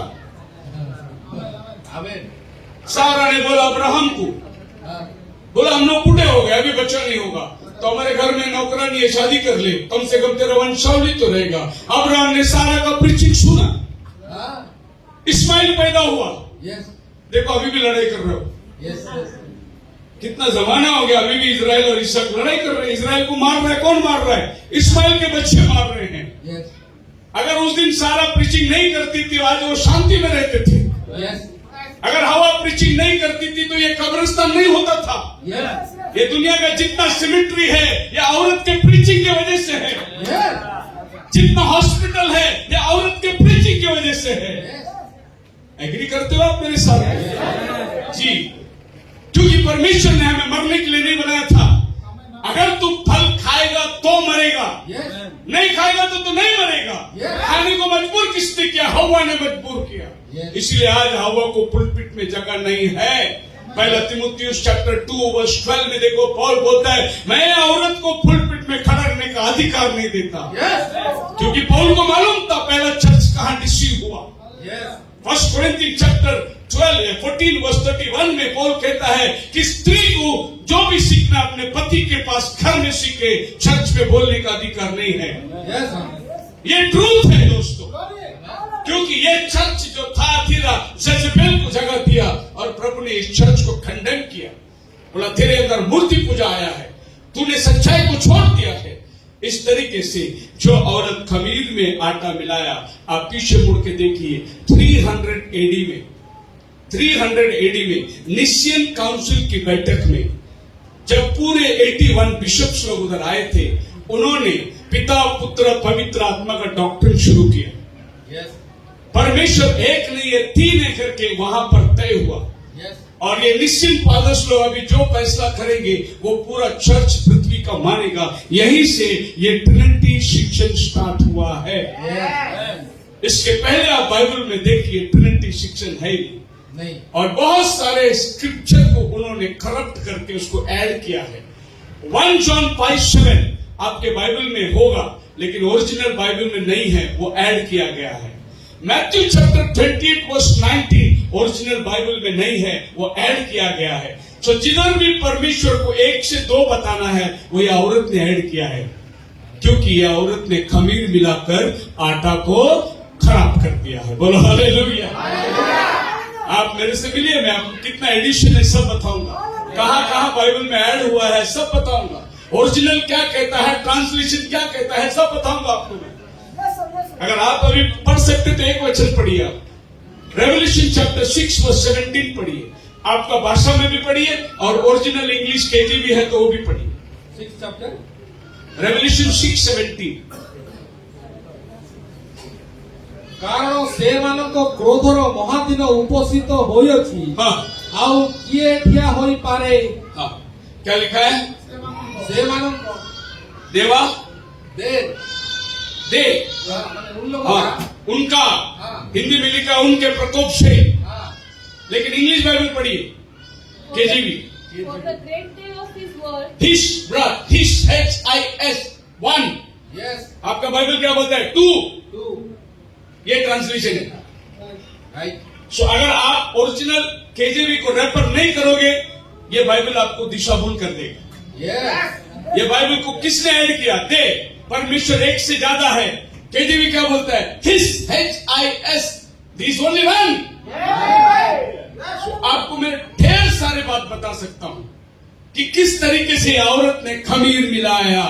amen, खैर अभी हमको वो सब्जेक्ट में नहीं जाना है, हम 5th में आ जाएंगे। 5th treasure that was hidden parable, Matthew chapter 13 में जाओगे तो वहां पर आपको 5th छुपा हुआ धन, इसके बारे में बाइबल ज्यादा नहीं बोल रहा है, लेकिन ये छुपा हुआ धन क्या है? What is the hidden mystery, what is the hidden wealth? एक आदमी को खेत में धन मिला, वो जाकर अपना सब कुछ बेच दिया और वो खेत को खरीद लिया, क्योंकि उस खेत के अंदर छुपा हुआ धन था। छुपा हुआ धन, ये 5th चर्च एज के बाद में आप अगर देखोगे तो क्या होता है, बहुत मायने रखता है। मैं हिस्ट्री के अंदर से आपको निकाल के पढ़ाता हूं। Salvation was a hidden treasure, उद्धार एक छिपी हुई बात थी। लोग पैसे से सैल्वेशन को खरीदते थे, उनको लगता था कि चर्च का मेंबर बन गया तो हो गया, चर्च में फीस भर गया तो हो गया, चर्च के रीत और रिवाजों को भर दिया तो हो गया। ऐसा नहीं है। सैल्वेशन इज इंडिविजुअल, आपके उद्धार के लिए आपको काम करना है। सो ये हिडन ट्रेजर मिल गया कलीसिया को, और ये हिडन ट्रेजर को लाने वाला था मार्टिन लूथर। amen, ये 15th सेंचुरी के अंदर एक बहुत बड़ा रिफॉर्मेशन को लेके आया। ये जाकर सीधे चर्च के दरवाजे में ठोक दिया, बोला कि 95 थीसिस का मुझे जवाब दो, और जो भी जाएगा उस 95 थीसिस को लिखा है। कौन बच्चे को बपतिस्मा दे सकता है, कौन मरे हुए को स्वर्ग में भेज सकता है, कौन पाप का क्षमा पैसे से दे सकता है, ये होता कौन है करके मार्टिन लूथर ने चर्च के दरवाजे में ठोक दिया 95 थीसिस। क्योंकि लोगों को बाइबल पढ़ने को नहीं मिलता था, सिर्फ क्लर्जी लोग बाइबल पढ़ते थे, उनके लतीन भाषा के अंदर सबको आमीन बोलना पड़ता था। फर्स्ट टाइम 15th सेंचुरी के अंदर मार्टिन लूथर ने बाइबल ट्रांसलेट किया जर्मनी में, ताकि हर आदमी को बाइबल पढ़ने का एक्सेस मिल जाए। ये यहाँ पर क्या पढ़ता है लोगों को भी मालूम पड़े। फर्स्ट टाइम बाइबल आम आदमी के हाथ में दिया लूथर ने। That was the hidden treasure. ये वो गुप्त मन्ना थी जो सदियों से सामने वाला क्या बोलता है वही मानते थे, लेकिन खुद बाइबल पढ़ के नहीं देखे। ये आदमी ने पहला प्रिंटिंग प्रेस बनाया। मैं कहता हूं प्रिंटिंग प्रेस बना तो बाइबल छापने के लिए बना था। जितनी भी इन्वेंशन हुई वो प्रभु के राज्य के लिए हुई थी। शैतान उसका दुरुपयोग करता है, लेकिन वो बना आपके और मेरे लिए। बारिश आती है गेहूं के लिए, जंगली दाना उसमें आनंद ले रहा है, लेने दो, लेकिन बारिश गेहूं के लिए आती है। ये सूर्य उदय होता है मेरे लिए, पापी लोग आनंद लेता है, वो छोड़ दो, लेकिन वो मेरा अधिकार है। वो हालेलुया। मार्टिन लूथर ने अधिकार को कॉमन आदमी के हाथ में दे दिया। उसने ठोक दिया हथौड़ी लेके जाकर, बोले ये पढ़कर मुझे जवाब दो और फिर जाओ चर्च के अंदर, तुम्हें सच्चाई नजर आता है तो। लोगों ने पढ़ा, समझ गया, चर्च को मार्टिन लूथर को बाहर फेंक दिया, लेकिन लूथर रास्ते पे खड़ा रह के प्रचार शुरू कर दिया। The just shall live by faith. विश्वास धर्मी जन जो है वो इनके सिद्धांतों में नहीं, परंतु वो विश्वास से जीने वाला है। और उसके पास भीड़ जमा हो गई, लोग प्रोटेस्ट करने लगे, उस यहाँ से प्रोटेस्टेंट ग्रुप शुरू हो गई, और आज आप और हम प्रोटेस्टेंट ग्रुप कहलाते हैं। ये 95 थीसिस को जवाब देने वाला कोई भी नहीं था। यही 95 थीसिस बाइबल के विरुद्ध में चर्च पालन कर रही थी। सेजेबेल ने ये डॉक्ट्रिन बनाया था, लूथर ने एक हिडन ट्रेजर लोगों के हाथ में दिया। बोला देखो बाइबल में ऐसा नहीं है, ये लोग जो बोलते हैं ऐसा बाइबल में नहीं है। सबको उसने बाइबल पढ़ने को दिया। ये बाइबल आपके और मेरे हाथ में आने के लिए कितने लोग बलिदान हो गए। हालेलुया। टिंडेल जिसने फर्स्ट बाइबल ट्रांसलेशन किया इंग्लिश में, उसके सब उंगली काट दिए गए। किसने काटा? चर्च वालों ने काटा। क्यों तुम बाइबल ट्रांसलेशन करके लोगों को दिए? ये बिल्कुल वैसा ही है। देखिए आप अगर अन्य जातियों में देखिए, एक पंडित आता है और क्या बोलता है श्लोक, ओम नमः स्वाहा, ओम नमः स्वाहा। किसको समझता है? वो बोल रहा है, उसका कर्तव्य। ऐसे पादरी साहब लोग भी चर्च में आकर अपना काम करते थे, उठक बैठक करते थे, और लोग भी उठना बैठना करके घर चले जाते थे। पता ही नहीं था संदेश क्या हुआ, क्या मैसेज आज प्रीच हुआ मालूम नहीं। मैं पिछली बार भी आपको बताया था, खंडामल में एक पादरी साहब आए चर्च में और आकर बोला अगर तुमने कुछ लिया है तो वापस दे दो, हमको बाइबल के अनुसार छीना है। उस समय में चर्च के बाजू में पास्टर का घर होता था, पार्सोनेज। तो जैसे चर्च छुटी, पहले औरत घर में गई तो देखो टोकरी में कुछ बंद है, टोकरी खोल के देखो तो बाजू वाले को मुर्गा था। तो पास्टर की औरत ने खोल के छोड़ दिया, बोला जाओ। पास्टर ने अभी बोला बाजू वाले का कोई लालच नहीं करने का। पास्टर जी सबको घर में बेच के घर में आया, चाकू निकाला, थोड़ा धार लगाया, टोकरी उठा के देखा मुर्गा है नहीं। उसने वाइफ को पूछा मुर्गा बंद करके रखा था, वो किधर है?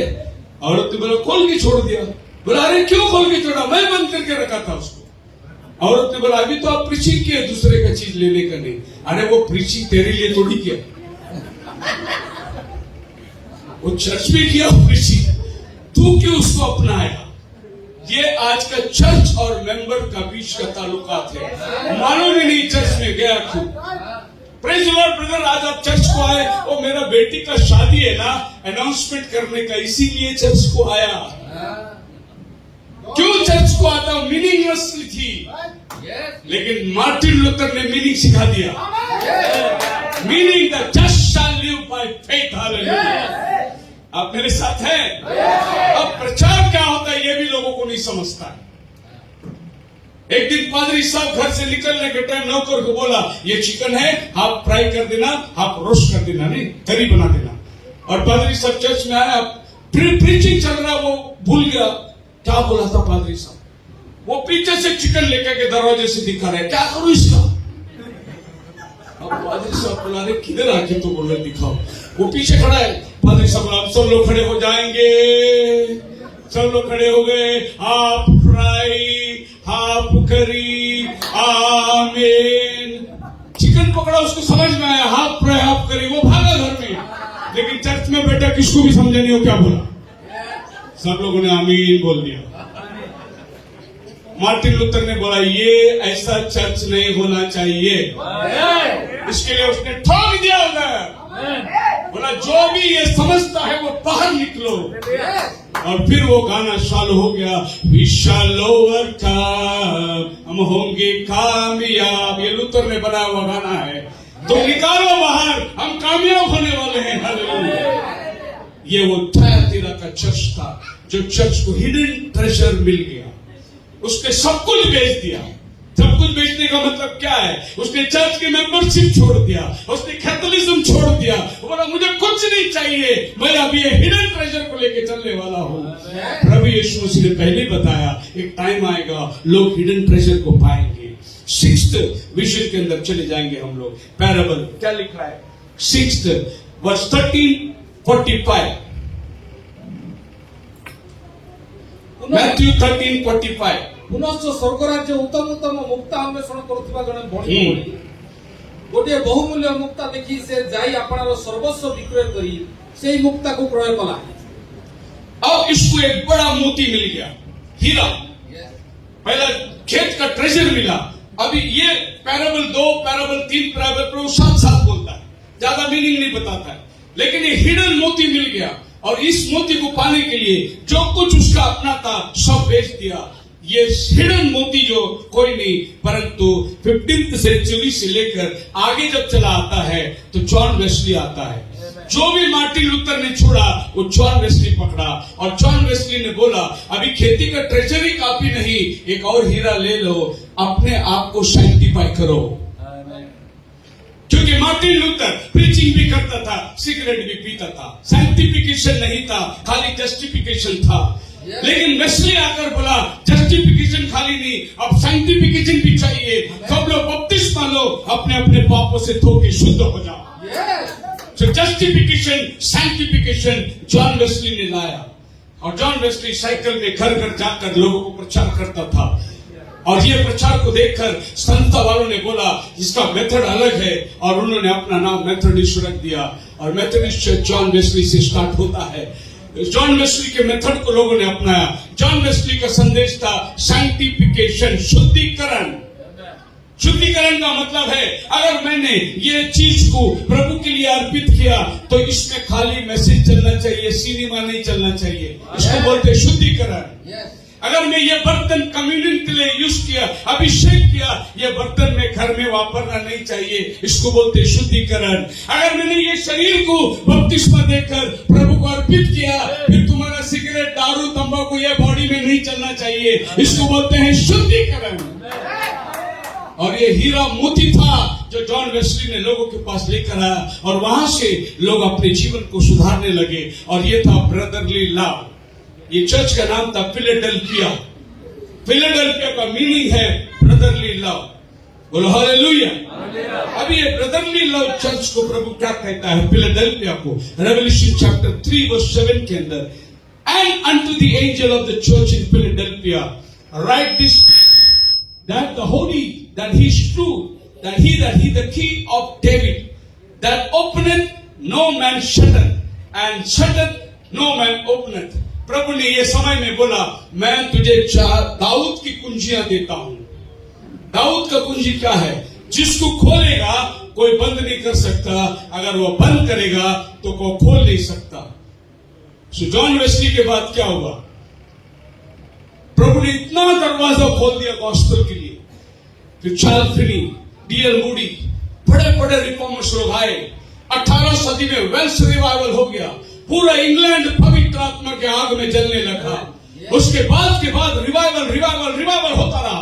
19th सेंचुरी में पेंटिकॉस्टल रिवाइवल अज़ुज़ा स्ट्रीट में चालू हो गया। पूरा इंडिया को, दुनिया को आग लगा दिया उन लोगों ने। क्या था ये? मैं तुम्हें दाऊद की चाबी देता हूं, तू जिधर खोलेगा कोई बंद नहीं कर सकेगा, तू बंद करेगा कोई खोल नहीं सकेगा। जॉन वेस्ली से रिवाइवल स्टार्ट हो गई। बोलो हालेलुया। पूरा दुनिया में मसीहत फैल गया। जो रोमनिज्म था वो निकलकर अब लोग पर्सनल कांटेक्ट के अंदर आ गए। होली स्पिरिट वापस चर्च में आ गया। टंग्स की भाषा वापस चर्च में आ गई। अज़ुज़ा स्ट्रीट में लोग अन्य भाषा में बोलते थे, मिरेकल्स होती थी, बड़े बड़े अद्भुत काम होते थे। और ये अज़ुज़ा स्ट्रीट का रिवाइवल 1906 में अब देखिए पूरी दुनिया को पेंटिकॉस्टलिज्म के अंदर लेकर चला आ गया।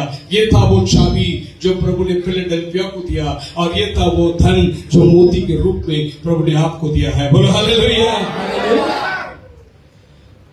बहुत पास जा रहा हूं मैंने, टाइम नहीं है मेरे पास, लेकिन ये अज़ुज़ा स्ट्रीट ने क्या जबरदस्त काम को लेकर आया। अभी मैं गया था मेघालय में मैंने देखा एक चर्च में लिखा है वेल्स रिवाइवल ने बनाया। वेल्स रिवाइवल 1800 सदी में, 200 चर्च पुराना चर्च है। मेरे पास वो क्लिप है, आपको मैं बता सकता हूं। आदमी बड़े बाजार में मेघालय मार्केट के अंदर माइक लेके प्रचिंग कर रहा है। किसकी परवाह नहीं उसको। पश्चाताप करो, यीशु आने वाला है। पश्चाताप करो। जैसे नूह के दिनों में कोई सुना नहीं, ऐसे आज भी आनाकानी मत करो। एक आदमी पुलपिट मार्केट में खड़े रह के प्रचार कर रहा है। आप अगर मेघालय कभी जाओ तो जाओ, हर जगह में वचन लिखा हुआ है। कपड़े का दुकान में वचन, होटल में वचन, किधर भी आप नजर करो वचन वचन वचन। कैसा मेघालय स्ट्रीट में इतना वचन आया? क्योंकि वेल्स रिवाइवल उधर आ गया था। उन्होंने 200 साल पहले चर्च बनाया है। ये था वो गुप्त मन्ना, तो चाबी लगा दिया, खुल गया। प्रभु बोला कोई नहीं बंद कर सकता। वो दाऊद की चाबी प्रभु ने कलीसिया के हाथ में दे दिया था। और आज ये रिवाइवल बस खत्म होने पर है। It was the key of David, Philadelphia, brotherly love. Let's come to the 7th parable, Matthew chapter 13, verse 47. And again the kingdom of heaven is like unto the cast of the sea, and gathered every kind. And when it was full, the drew. Oh. पुनश्च स्वर्ग राज्य समूहरे समुद्र निक्षिप्त सर्व प्रकार बस में खत्म करने पड़ो। Last parable, 7th parable, dragnet. पुनश्च जाल फेंका, और वो जाल में क्या आया? मच्छी भी आई, सांप भी आया, बिच्छू भी आया। जाल फेंका, सब अंदर आ गया। और मछुए ने क्या किया? मच्छी निकाल के रखा, बाकी सब वापस फेंक दिया। प्रभु ने अभी जाल फेंक दिया है। ये इस एज को क्या बोलते हैं आप लोग?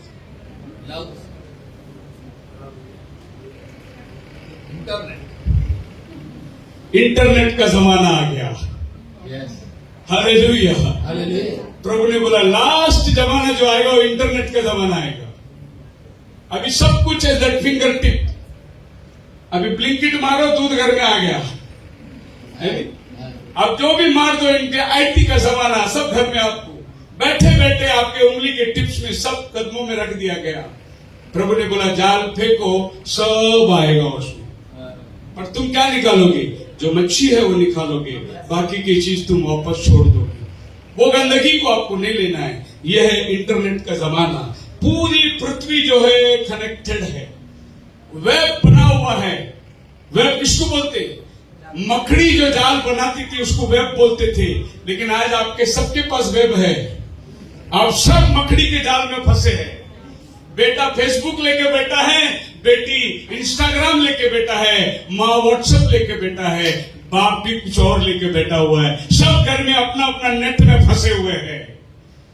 प्रेम का टाइम खत्म हो गया, फैमिली अल्टर खत्म हो गया, प्रार्थना का टाइम खत्म हो गया। जब हम छोटे थे तो हम लोग को घर में बैठ के सबको वचन बोलना पड़ता था, गाना गाना पड़ता था, तभी माँ खाना डालती थी। अगर प्रेयर नहीं किया तो खाना नहीं मिलता था, बाइबल नहीं पढ़ा खाना नहीं मिलता। ऐसा हमारा घर था।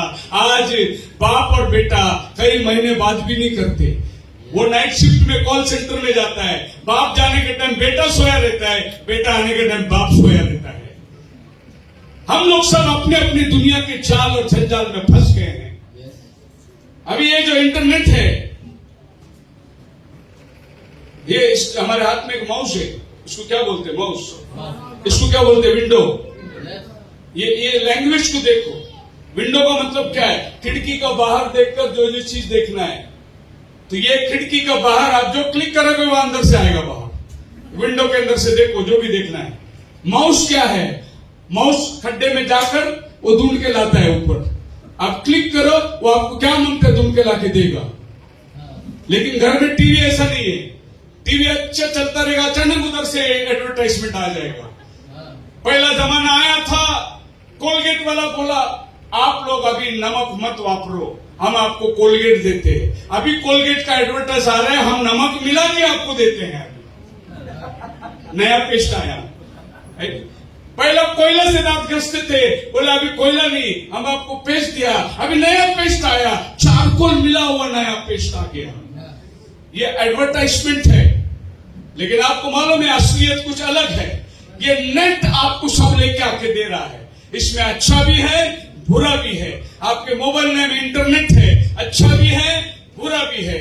इसके लिए चर्च में इंटरनेट का मोबाइल लेके मत जाना कि उसमें बाइबल है। चर्च में हमेशा बाइबल कैरी करके आना, क्योंकि मोबाइल में बाइबल ढूंढने के टाइम अगर गलत बटन दब जाएगा तो कुछ गलत चीज आ जाएगा ऊपर। लेकिन बाइबल में किधर भी उंगली लगेगा वो अच्छा नहीं आएगा ऊपर। इसके लिए बाइबल चर्च में हमने बाइबल को रिप्लेस कर दिया है। इंटरनेट का जमाना आ गया है, ये ड्रैगनेट का टाइम है। सारी पृथ्वी नेट से बना हुआ है।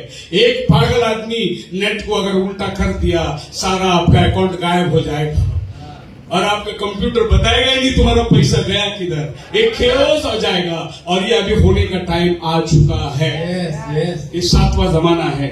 ये टाइम पे प्रभु ने लौदीसिया काल को बंधे मैसेज दे दिया। ये आखिरी चर्च है, बोलो hallelujah.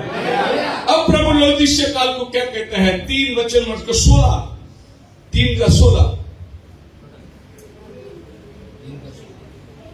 Revelation chapter 3 verse 16. So then because thou art lukewarm, neither cold nor hot, I will spew thee out of my mouth. प्रभु कहता है तू ना गर्म है ना ठंडा है, मैं तुझे उल्टी करने पर हूं। ये 7वां पैराबल। प्रभु बोलता है तू मेरे नाक में बदबू आ रही है, तेरा काम मेरे पेट में अजीर्ण हो रहा है, मैं तुझे उल्टी करने पर हूं। एक चर्च को प्रभु कहता है तू ना गर्म है ना ठंडा है। एक फॉर्मल लाइफ, ज्यादा ये नहीं करने का, खाली नाम के लिए जाने का, नाम के लिए आने का, ज्यादा इन्वॉल्व नहीं होने का, ना गर्म ना ठंडा। ऐसे बहुत सारे विश्वासी लोग चर्च में रहते हैं, 20-20, 25-25 साल वो रहता है, उससे चर्च को कोई फायदा नहीं। कल आया हुआ विश्वासी भागते रहता है, अन्य जाति से आया हुआ आवेश में प्रभु की सेवा करता है। लेकिन ये पुराना विश्वासी बहुत प्रार्थना किया। हम लोग पहला बहुत प्रेयर को जाता था, अभी बंद हो गया उससे। पहला हम लोग बहुत प्रार्थना करता था। मेरे को एक सौभाग्य मिला एक पेंटिकोस्टल चर्च में जाने का, और वहां पर हम लोग प्रचार के लिए फुल नाइट डायरेक्ट मीटिंग में बैठे हैं। वहां पर सब लोग प्रेयर कर रहे हैं, पवित्र आत्मा के लिए मांग रहे हैं। डायरेक्ट मीटिंग चलता है, सैटरडे नाइट को चलता है, पवित्र आत्मा लेने के लिए। इसके लिए सब लोग तड़पते रहते हैं, पवित्र आत्मा पवित्र आत्मा। सबके लिए प्रेयर होता है। लेकिन जो एल्डर लोग रहते हैं वो किधर भी पिलर में ऐसे सोए रहते आराम से, क्योंकि वो लोग बहुत प्रार्थना किया जवानी में। अभी वो लोग पिलर में टेक के बैठा हुआ, थक गया अभी। वो भी बोलते हैं praise the Lord, praise the Lord, praise the Lord, praise the Lord, praise the Lord. वो जो जवान है वो praise the Lord, praise the Lord. पादरी साहब बोलते हैं और जोर से बोलो, और जोर से बोलो, बोले hallelujah hallelujah hallelujah hallelujah, rubber rubber rubber rubber. अन्य भाषा ऐसे आते हैं, जोर जोर से बोलने का, जल्दी जल्दी बोलने का, तभी भाषा आता है। सिखा दे लोग चर्च में। एक नंबर का डुप्लीकेशन आज चल रहा है।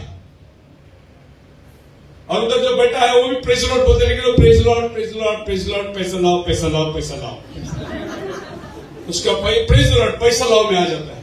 उसको मालूम ही नहीं मुंह से बोल क्या रहा है। हमारे नए चर्च में एक बार नया आदमी यूपी से आया था। सब लोग प्रेज लॉर्ड बोलते करके वो भी प्रेज लॉर्ड बोलता था, लेकिन उसको प्रेज लॉर्ड बोलने को नहीं आया। उसने स्पेशल वर्ड बोल दिया, बोले स्पेशल वर्ड, स्पेशल वर्ड। कोई भी बोल नहीं रहा, बोलते अरे बोलो ना, क्या बोलेगा, प्रेज लॉर्ड बोलने का कि स्पेशल वर्ड बोलने का? नया नया बिलीवर बन गया था। उस चर्च में एक नर्स थी बेचारी, स्टाफ नर्स। वो मीटिंग के बाद मेरे को आके पूछा, कोई एडमिट है क्या हॉस्पिटल में? मैं बोला नहीं तो। बोले वो क्या स्पेशल वार्ड बोल रहा था? मैं बोला वो प्रेज द लॉर्ड बोल रहा था। सब मरम का चाल पक गया है, कलीसिया सच्चाई को छोड़ दिया है, क्योंकि ना गर्म है ना ठंडा है। प्रभु बोलते हैं आपके घर में आते हैं हॉट वाटर कोल्ड वाटर, ये हॉट वाटर कोल्ड वाटर दोनों मिलके अगर पियोगी तो आपको उल्टी हो जाएगा। और यही प्रभु बोलता है, मैं तुम्हें उल्टी करने पर हूं। I will spew you out of my mouth. अभी मेरे पास वक्त नहीं, लेकिन लौदीसिया कलीसिया को आप देखोगे तो लौदीसिया घर एक इस बात के लिए फेमस था, उधर लेकोपियस करके एक नदी आती थी, हेरोपोलिस करके एक नदी आती थी। एक में गर्म पानी आता था, एक में ठंडा पानी आता था। ये दोनों आके लौदीकिया में मिलते थे। वो पानी में बहुत लोग नहाने को आते थे, क्योंकि वो पानी से बीमारी अच्छी होती थी। इसके लिए लौदीसिया फेमस था। लेकिन लौदीसिया को प्रभु बोलता है, तू जो गर्म नहीं ठंडा नहीं, इसके लिए तू घमंड करता है, लेकिन मैं तेरे को उल्टी कर दूंगा, क्योंकि तू मेरे पेट में हजम ही नहीं हो रहा है। तेरे काम मेरे पेट में हजम नहीं हो रहा है। हर चीज को ऐसी प्रभु बोला। और लौदीसिया चर्च को प्रभु बोलता है, तू आंखों में लगाने के लिए सुरमा मुझसे ले ले। क्यों प्रभु लौदीसिया को बोलता है सुरमा ले? क्योंकि लौदीसिया नंबर 1 आई हॉस्पिटल था, और लौदीसिया जो सुरमा बनाना था वो पूरे वर्ल्ड में फेमस था। इसलिए लौदीसिया घमंड करती थी, हमारा सुरमा सारा दुनिया में फेमस है। प्रभु बोलते, तेरे को वचन नहीं दिख रहा है, मेरे से पवित्र आत्मा का सुरमा ले, ताकि तू वचन भाव से देख सके। आज कलीसिया किसी और बात पर घमंड कर रहा है, लेकिन प्रभु के पेट में वो दर्द हो रहा है। इसके लिए प्रभु की मर्जी को जानना बहुत जरूरी है। 7वां पैराबल के अंदर प्रभु कलीसिया को फेंकने की तैयारी में है, और अभी वो टाइम आ गया है। अगर कलीसिया रिपेयर नहीं करेगी तो प्रभु उल्टी कर देगा। लेकिन ऐ चुने हुए लोगों, अगर प्रभु ने आपको बुलाया है, आप बाहर निकलो। मेरे लोगों, उसमें से बाहर निकल कर आओ, क्योंकि प्रभु का आना बहुत निकट है। और ये लास्ट स्टेप होगा, the rapture will close the church age. कलीसिया उठा ली जाएगी, चर्च एज खत्म होगा। सो अभी चर्च एज चल रहा है। लौदीसिया काल तक का संदेश मैंने आपको दिया। अगला रैप्चर है। जिस दिन रैप्चर होगा उस दिन चर्च खत्म होगी। सो 1906 से लौदीसिया चर्च स्टार्ट होता है। कब तक? रैप्चर तक। जिस दिन कलीसिया जाएगी, कलीसिया काल खत्म और यहूदियों का 7वां हफ्ता शुरू हो जाता है। मसीह में मेरे प्रिय लोगों, तैयार हो जाओ, प्रभु आने वाला है। अगर प्रभु ने और मौका दिया और इस आने के लिए, तो हम आएंगे और इसके आगे की बात आपके साथ में फिर से प्रचार करेंगे। प्रभु आप सबको बड़ी आशीष दे। धन्यवाद है।